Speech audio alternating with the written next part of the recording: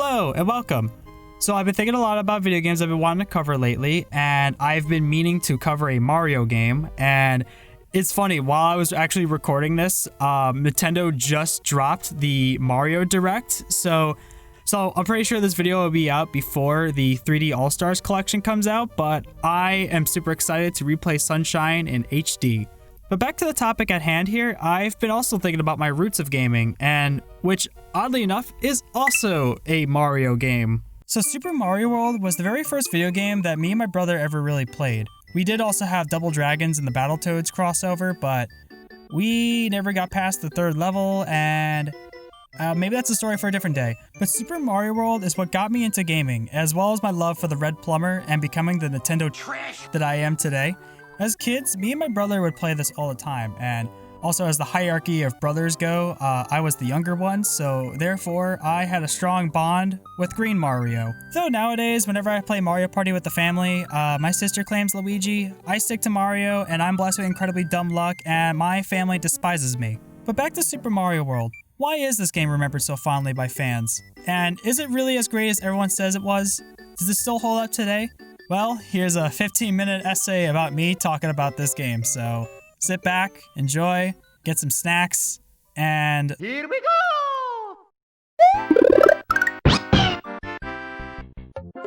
Super Mario World, or otherwise known as Super Mario Bros. 4 in Japan, was a launch title for the Super Famicom on November 21st, 1990, along with F-Zero. Super Mario World was also a launch title bundled with the Super NES on August 23rd, 1991 in North America. Unlike video games today, there wasn't much announcements or history prior to the game's launch. However, we did get some pretty rad over-the-top 90s advertising. Now we're playing with power. Super Mario World was developed by Nintendo EAD, otherwise known as their main branch of software development, from 1983 to 2015. The game was directed by Takashi Tezuka and was produced by Shigeru Miyamoto, and it was comprised of a staff of just 23 members within the span of 3 years. Super Mario World's development started all the way back in 1987, even before Super Mario Bros. 2's US release. The game was planned for the upcoming Super NES and Super Famicom, which proved to be a difficult challenge for the development team. They started off porting Super Mario Bros. 3 to the console with updated sprites and colors. A remnant of this prototype can be found with these old sprites of Mario rocking the raccoon ears. However, according to Miyamoto and the team, the game felt it was too similar and wanted to make something that felt completely new. The concept of Yoshi dates back to the first Super Mario Bros. Game. However, due to the NES's limitations, this was not possible. Miyamoto mentioned that he always wanted Mario to have a dinosaur companion. Miyamoto also has a passion for horse riding, country, and westerns, and has a collection of sketches, one of which depicts Mario riding a horse. With combining horse riding and dinosaurs, this helps set the plot for Super Mario World to take place on Dinosaur Land, and the creation of Yoshi. Tezuka asked Shigefumi Hino, the game's artist, to design Yoshi. Hino's first iteration of the green dino was too reptilian, and was asked to make him cuter to fit the Mario Bros. Style. Tamagant from Devil's World, a game co-developed between Miyamoto and Tezuka in 1984, was the base inspiration for Yoshi's design. Koji Kondo, the game's music director, decided to take bits from Super Mario Bros. 3's tracks, but rearranged them, to make the music tracks feel familiar with one another. Composing the game's music took him over a year and a half to complete. Super Mario World was released during the 90s console war between Nintendo and Sega, with the former's Blue Blur competing for the industry mascot spotlight, releasing Sonic the Hedgehog between the Japanese and North American releases of Super Mario World on June 23, 1991. But many years later, the Dreamcast was a thing, and need I go on? Super Mario World received overwhelmingly positive reception from fans and critics. Before being dissolved in 2019, Game Rankings had the game as the 17th highest scored video game of all time. Super Mario World sold over 20.61 million copies. Miyamoto admits that development towards the end of the game was rushed, but has stated that Super Mario World is his favorite Mario game. Super Mario World took the Game of the Year 1991 award from Nintendo Power and Power Play. In a poll in 2009, the British film magazine Empire voted it as the greatest game of all time. It's also noted in lists of one of the greatest games of all time by various publications such as Electronic Gaming Monthly, Game Informer, Retro Gamer, and GameSpot. Following the game's success, Nintendo created a prequel, Super Mario World 2: Yoshi's Island, in 1995. and a planned successor with Super Mario's Wacky World for the Philips CDI in 1993, which, No. While impressed by Nintendo, they pulled the plug on this due to the CDI's poor sales. Should've gone with Sony on that one, Nintendo. You darn goofed. In November of 1990, the magazine company CoroCoro published Super Mario Kun, a manga adaptation to the franchise, starting with Super Mario World, and still goes on to this day. And 1 month after the US release, DiC Entertainment released 13 episodes of the Super Mario Bros. Super Show, focusing on the events and characters of Super Mario World. That's Mama Luigi to you, Mario! In 1994, Super Mario World was re-released with Super Mario All-Stars plus Super Mario World, and a GBA port was made in 2001, along with the US's Super Mario Bros. 2, 3, and Yoshi's Island. And that naming in non-chronological order is absolutely nauseating. The game was re-released digitally on the Wii, Wii U, the new 3DS, the Super NES Classic, and the Nintendo Switch's Super NES app, as well as getting a level theme in Super Mario Makers 1 and 2. So the original Super Mario Bros. Popularized the platforming genre, and 3 took what made it great but added new features, power-ups, and even an overworld map. 2 was just a reskin here in the US and absolutely cruel in Japan. But Super Mario World took what made these games great and brought it into the 16-bit era. Compared to other platformers, the Super Mario series is pretty straightforward and simple. You know, you move right, you defeat enemies, jump around, reach the end of the goal, etc, etc. But something that the series always had was its precision platforming and tight controls.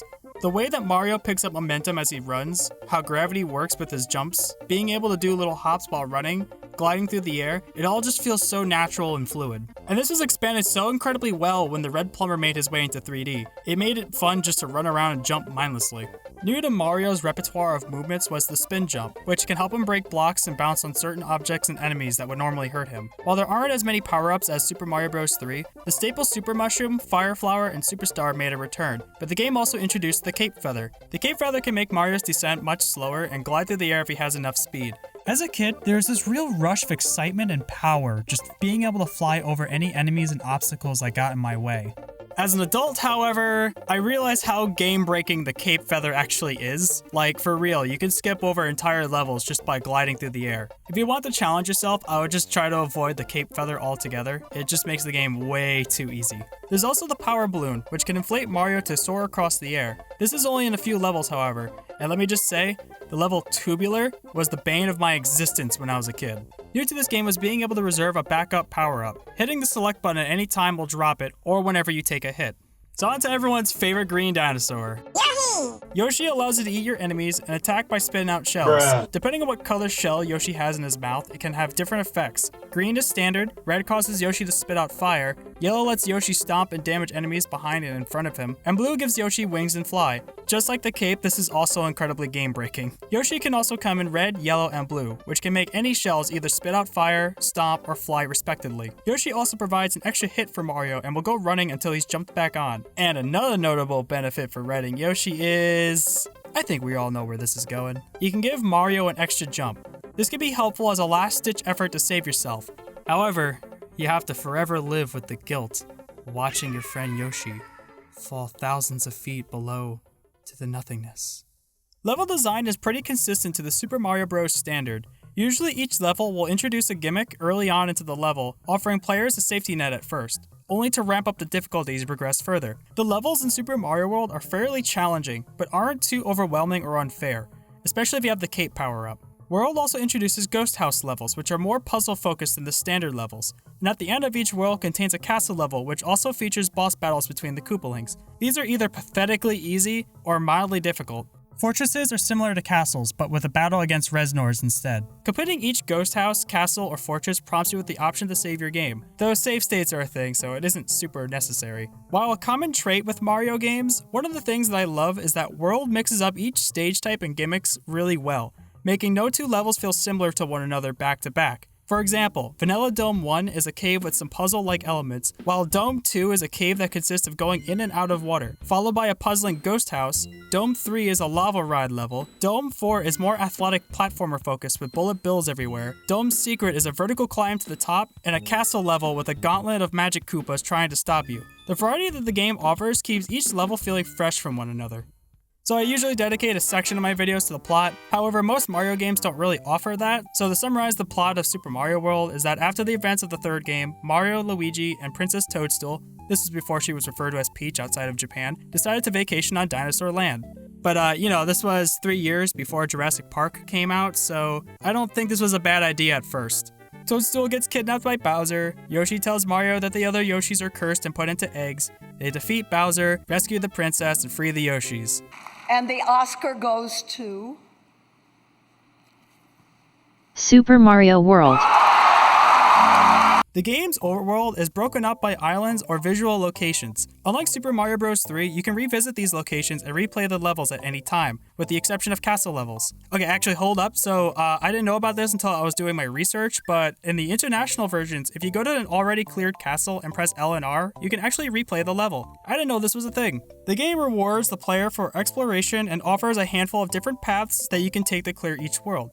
I also did not know that the stages with yellow icons on the map have one exit while the red ones have two. If you access the path to Star Road, you can actually access Bowser's Castle pretty early on, and it's a great way to speedrun through the whole game. Visually, this game holds up really well to this day. The sprite work and colors for all the characters and enemies are pretty great.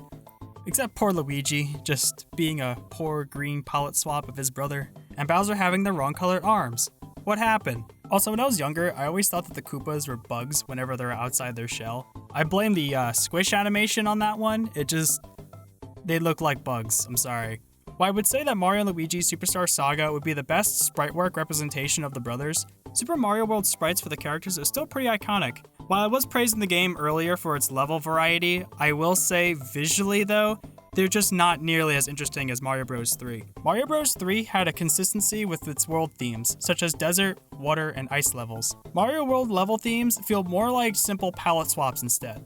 I really adore the bold and colorful art style found in the official artworks of this game, and I'm really glad Nintendo's been using this style again in recent years. While nothing spectacular to today's standards, the animations to Super Mario World are still really pleasant to look at.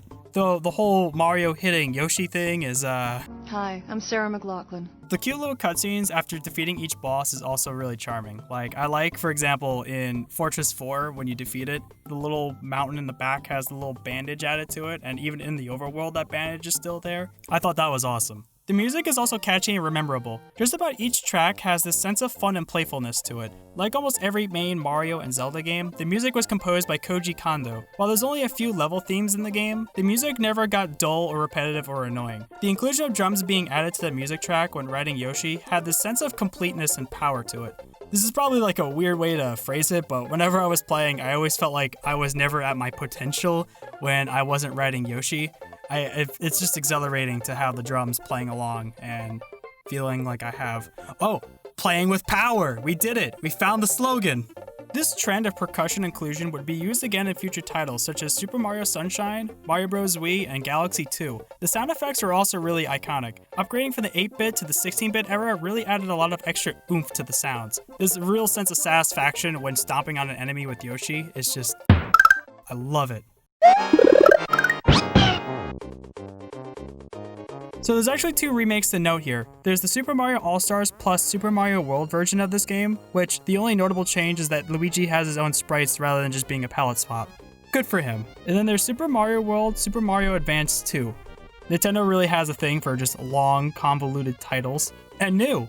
But this one removes the multiplayer, and instead it makes Luigi an optional player, giving him his staple higher jumps, but slower and slipperier traction. He also has bouncier fireballs, and when riding Yoshi, he doesn't instantly swallow enemies. Once the colored Yoshis are unlocked in Star World, they can appear in ordinary blocks that would have Yoshi in them. Another thing to note is whenever Mario and Luigi takes a hit while having the Feather Cape or Fire Flower, they'll revert back to the super form instead of being small, giving them an extra buffer from dying. This port also included a cutscene at the beginning of the game, and had voice clips for Mario and Luigi that were reused in the other games in the Super Mario Advance series. There are a few additional changes and tweaks, but these were some of the notable ones. Personally, I didn't play this version too much back in the day. My younger brother did own this though, but if it's like the Mario Bros. 3 or the Yoshi's Island GBA ports, I'm sure this is also a viable option to play this game. So does Super Mario World still hold up today? Yeah, I think it's a classic platformer that's really standed the test of time. Along with the original Super Mario Bros., I believe that this is a game that everyone should at least play once. The levels are fun and some of them are pretty challenging, so long as you don't cheese it with the cape feather. The game offers a nice variety of gimmicks without the gameplay feeling too repetitive or boring. The accessibility on the Switch's Super NES Classic Collection app makes this game much more available and easy to play for yourself. If you want to casually breeze through this, there's also the rewind feature as well. I'd really only advise against this game if platformers just really aren't your thing, or if you're just not a big fan of the Big N's mustache mascot. But Super Mario World has aged pretty well over the past 30 years, and I had a good time casually kicking back and replaying this classic for I don't know, this is probably like my 12th time playing it, I don't know, all the levels are just embedded into my memory at this point. If you have a Switch and an online membership and you've never played this game before, do yourself a favor and go open it up right now. Or if you had played it before, open it back up and replay it, this game is still fantastic. If you made it this far, thank you so much for watching, I really appreciate your viewership. What did you think about Super Mario World? Did you play it? I'd love to hear your thoughts about the game or my video. This has been a fun project. I've been wanting to cover a Mario game for some time. My inner perfectionist has been fighting with my microphone quality throughout the entire production. I got a new microphone back when I did Clubhouse, and I even dug out a sound studio for this one, and still have a hard time getting that consistency right. And I've worked myself up to the point where my left ear is now ringing, so I'm accepting my losses. Next time I'll do better. Speaking of next time, I want to try to have 2 videos for October because Halloween's just around the corner and I'm very excited and should get spooky. I might not be able to go anywhere physically because of, the world, but I'm still gonna have fun though. If you enjoyed the video, please consider leaving me a like and subscribe if you're new. I greatly appreciate your viewership and thank you again so much for watching this video, and I hope that you, my friend, have an awesome day.